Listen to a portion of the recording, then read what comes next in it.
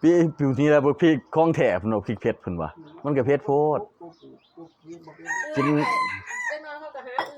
กินข้าวนอกบ้านมันบ่โตแข็งสิดอกคันโตแข็งห้องบ่ถีบแล้วเฮือนข่อยนะข่อยแบ่งให้ทุกคนไปเบิดเลย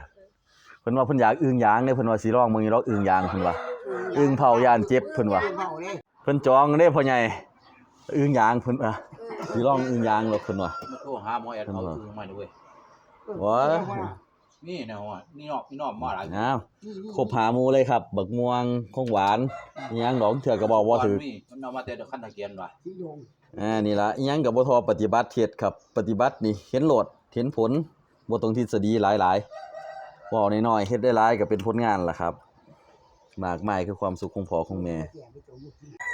เอาบ่ยายตัวนั้นเอาซัวเดี๋ยวขอยไปเอาไอ้ช่วงเที่ยงๆอยู่โคพาวเวอร์อยู่หั่นคุบเอาเลยโอ้พี่แล้วปิ้งแดดอยู่โคพาวเวอร์แล้วแต่ว่าไอ้ต้องค่อยไปเด้บ่ค่อยเข้าไปเพิ่นได้ยินเสียงเพิ่นลบบ่สู่พอบ่สู่บ่สู่เบิ่งค่ะศึกษาคักล่ะคือร้อยนี้ซื่อแต่ว่าอย่าไปกวนไปพิงเพิ่นโอ้ยมีแห้งล่ะครับบ้านแม่กินข้าวสมบูรณ์แบบล่ะหาเฮ็ดให้กินบ่คือสิ่งทุกอย่าง